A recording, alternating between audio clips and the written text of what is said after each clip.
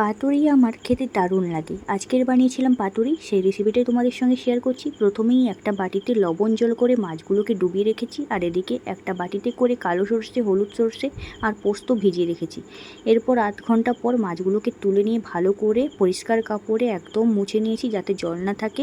আর এই স্টেপটা আমি নেট থেকেই শিখেছি। এরপর এর মধ্যে আদা আর লেবুর রস দিয়ে ভালো করে মাখিয়ে রেখেছি। আর ওই যে ভিজিয়ে রাখা পোস্ত আর সর্ষে ভালো করে বেটে নিয়েছি, সঙ্গে কাঁচা লঙ্কা দিয়ে। এরপর এর মধ্যে লবণ আর হলুদ গুঁড়ো, সর্ষের তেল দিয়ে ভালো করে মাখিয়ে নিয়েছি। এরপর এর মধ্যে টক দই দিয়ে ভালো করে মাখিয়ে নিয়ে এই পেস্টের মধ্যে মাছগুলোকে ভালো করে মাখিয়ে নিয়ে তারপরে কলা পাতায় মুড়ে কড়ার মধ্যে তেল দিয়ে এগুলোকে হালকা করে ভাপিয়ে নিলেই তৈরি পাতুরি। আর এটা খেতে দারুণ লাগে। আর এর মধ্যে যদি পোস্তর সঙ্গে সঙ্গে যদি কাজু বাদাম আর নারকেল বাটা দেওয়া হয় আরও টেস্টি লাগে।